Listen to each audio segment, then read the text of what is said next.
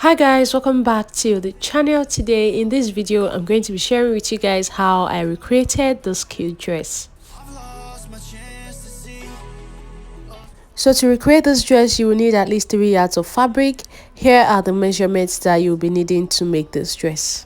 So guys, as you can see, I have my fabric here. I am making use of African print, as you can see, and also I have my measuring material. So like I said earlier, make sure you have at least 3 yards of fabric so that you don't have issues when you're making this dress, because I had a lot of issues. I was thinking that I would be able to manage 2 yards only for me to surprise myself in the medium, but anyways, I was able to pull it through. But make sure you have at least 3 yards of fabric. So let's go ahead and start folding.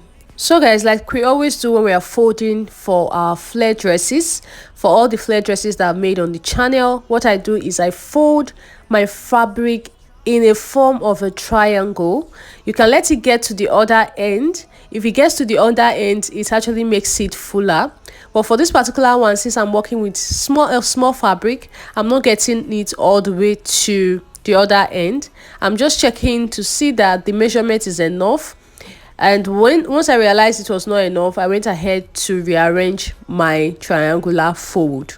So now that I've gotten the measurement that I need, I am taking a 2.5 inch measurement from the edge of this fabric all the way to the end. This is going to be for our button allowance in front. Just in case you are wondering, right now I'm trying to cut out just the front part. Okay, we are trying to cut out the front part, and you can see it's folded into two. So from this line here, I'm going to take a measurement towards the end of my fold.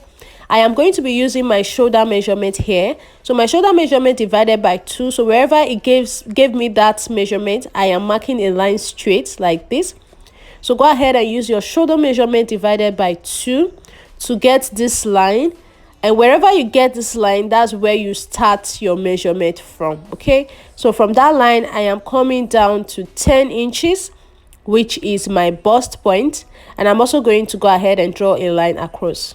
So now coming down to this top line here, which is actually our shoulder line, I'm dividing my shoulder measurement by 4. I made a point there, and then for the neckline, I'm coming in by 3 inches, as you can see, 3 inches wide. And I'm going to go down from here. It's going to be 3 inches deep as well. So I'm just going to mark it, and I'll just connect it to give me a round neckline. So now coming back to this point here, from this point I'm going to come down by 1 inch to give us our shoulder slope. So I'm going to just connect this new point here into the neckline. This is because our shoulder is not straight. Now for our armhole depth, there are 2 ways I actually go about this. Is either I divide my bust measurement by 6 and add 1.5 to it, or I come up from the bust line by 2 inches. But for this one, I'm using the first method, which is dividing my bust measurement by 6 and then added 1.5 to it. So from the shoulder line, I came down by 7 inches because that was what that division gave me. Okay, so once I'm through with this, I'm just going to connect this line into the side. So you can see what is happening here, that we're actually trying to draft the basic bodice. So now from the top of this shoulder slope here, I'm going to mark down to the end of the armhole depth, and what I have there, I will divide it into 2 equal halves, and from that new point I'll go in by 1/2 inch. Now on this line here, this is actually going to be like our chest line. This is serving as the chest line. I'm going to divide my bust measurement into 4 and mark it. Now I'll connect all these points here that you see me connecting to give me a nice armhole curve. We already divided our bust measurement on this first line here. So here as well, which is the bust line, I'll divide my bust measurement into 4 and make a mark there. And then I'm going ahead to add 1.5 inch extra for stitching allowance. So once I'm through with this, I'm just going to connect the 2 lines, and then I will just slant it all the way to the end of this dress. Now notice that when you're cutting a flare dress, once you've slanted it into the sides like this, actually because it's going to be free, you'll notice that it's just going to be perfectly enough for your hip. Even though I go ahead to measure the hip area of this, you see that it's more than enough for my hip measurement. Now for the length of this dress, from the shoulder, I'm going down to how long I want the dress to be, which is 35 inches.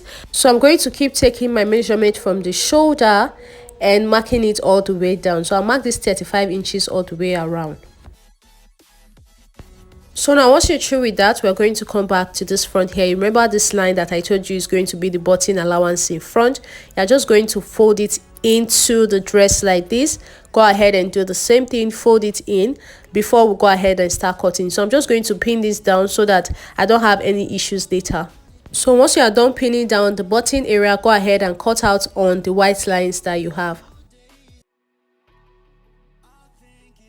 So now this is all for the front piece. If I take a measurement down to my hip line and I take how wide it is, I have way more than enough allowance here. So that's what happens when you cut out a flare dress.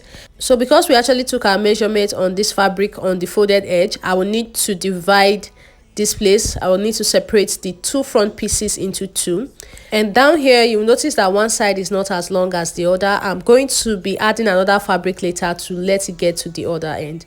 So let's remove this one. We are going to be using this front piece here to cut out on the back, but before I do that, this folded front piece here, we are going to come down by 1/2 inch for our come down from the back. You know, when we are doing anything that has to do with collar, you will need to have the neckline at least a little bit higher from the back. So I'm cutting 1/2 inch away. Normally I'll cut 1 inch away, but because we are actually cutting on the actual fabric, we need that extra 1/2 inch to stitch this down. So I just cut out 1/2 inch away from the shoulder of the front piece. And like I said before, we are going to be adding another piece to complete this part that is not full on the front. Okay, so now let's go ahead and use this front piece to cut out on the back. We are going to be using the front piece folded like this because the back does not need to have a button, so we don't need that button allowance on the back piece. So this is the piece I want to use for the back. I've already folded it into 2 equal halves.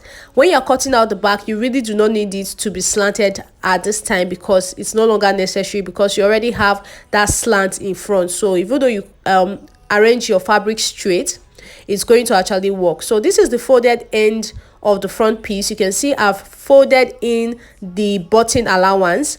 So I'm just placing this front piece straight on this fold that I have here for the back piece. And honestly, I can see that it's so hard to differentiate the two of them because of the type of fabric, but you can see that I have this placed in front of another fabric. So this is the front piece that I've placed here. So now the only difference between the front and the back is that the back is not going to be having any allowance in front for the button, and again the neckline is going to be a little bit different. Like I said before, the nature of this fabric might make it a little bit hard for you guys to understand this, but if you do not understand what is going on here, go ahead and check out my video on how to make a button shirt. That video is very explanatory.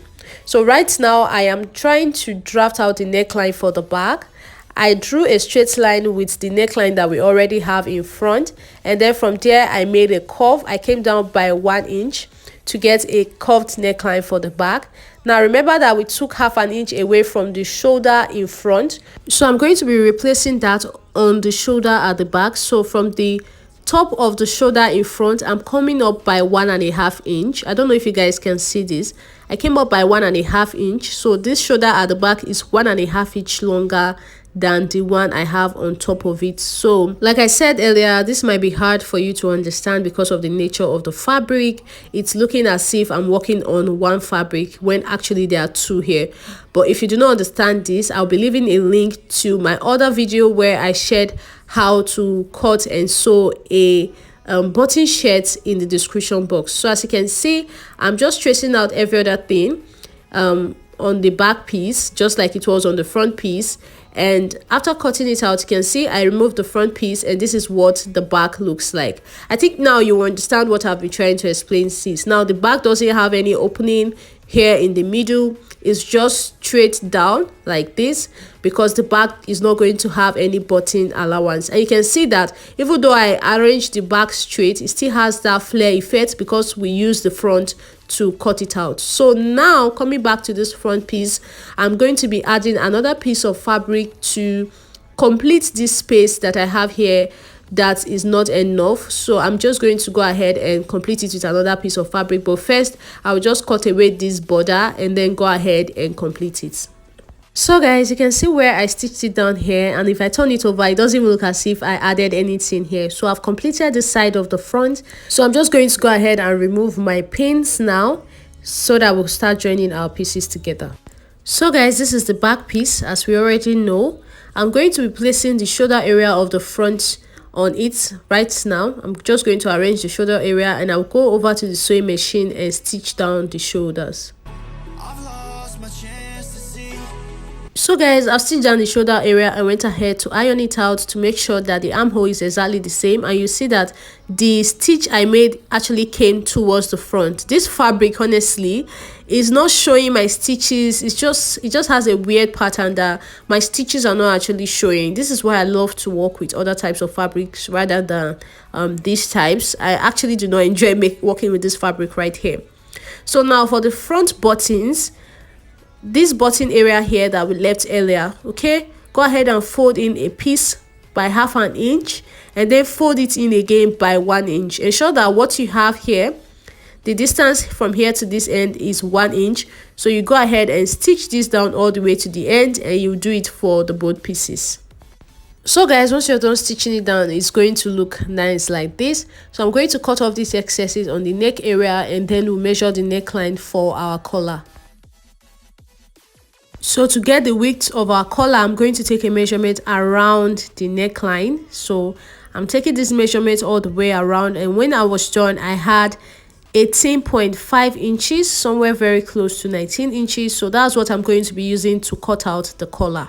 So I'm going to be quickly drafting this collar on a pattern paper. So remember that the measurement around my neckline was 19 inches. So I'm going to divide that into 2 because this paper is folded into 2.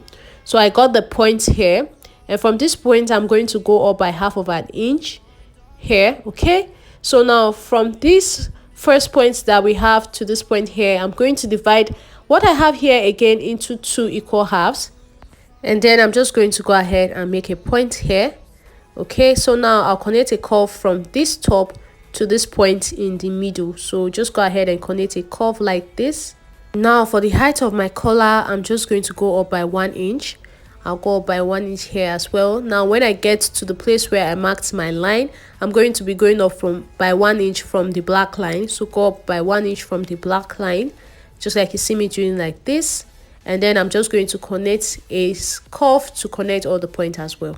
Now from this point here, I'm going to go in by 1/2 inch.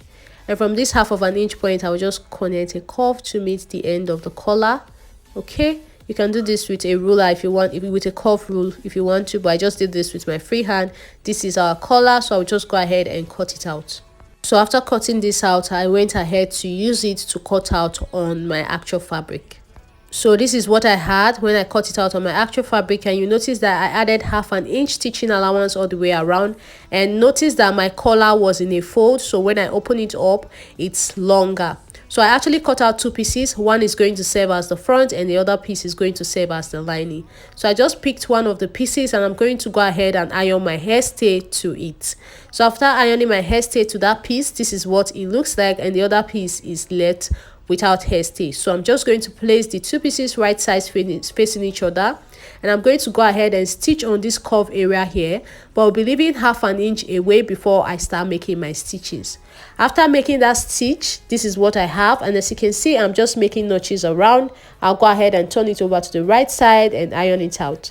So this is what I have, and you can see that I have these open spaces here, which is the 1/2 inch I left before I started making my stitches. So that's what I'm going to be using to attach this collar to the neck area. So I'm just going to place this collar like this, and I'll be opening it up on this end. I'll be using that 1/2 inch there. That's what we're going to be using to stitch it down on the neck area of the dress. So I'll just go ahead and pin this collar all the way around my neckline. So I'll be pinning one side first. As you can see, I'm pinning just one side first, and then once I'm through with that, I'll use the other side to cover it up. But first, let's go ahead and pin this area down. So guys, once you're through with the first set of pinning, I'm just going to head over to the sewing machine and make a stitch here before we do the other stitch. So after making that first stitch, this is what I had. Can you see?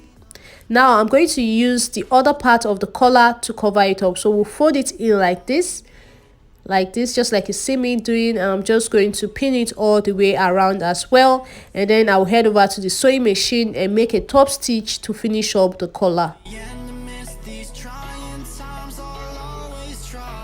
So now I will head over and make a top stitch all the way around here. So guys, after I was through making that top stitch, this is what my collar looks like, and that's all for it. So now I'm just going to take a measurement around the armhole and cut out my sleeve for it. So this is the basic sleeve I went ahead to cut out. I have a tutorial on the channel already on how to draft a basic sleeve. So I'm just going to fold the end of these sleeves like this for the both of them, and once I'm through with that, I'm going to also attach the sleeve to the armhole area of the dress. So I'll be placing them right sides facing each other. I'm going to be placing the head of the sleeve, that's the sleeve cap, to the top of the shoulder, and I'll go over to the sewing machine and stitch it down. So guys, after I was done attaching my sleeve, this is what it looks like. Okay, so now we're going to turn it over to the back so that we'll go ahead and work on the sides. So remember that I gave this dress 1.5 inch for stitching allowance when I was cutting this out. Okay, so that 1.5 inch, I'm going to go ahead and use it to stitch the sides of this dress. So I'll go ahead and stitch it down on both sides, and once I'm done stitching it down on the two sides, also I'll go ahead and hem the ends of the dress.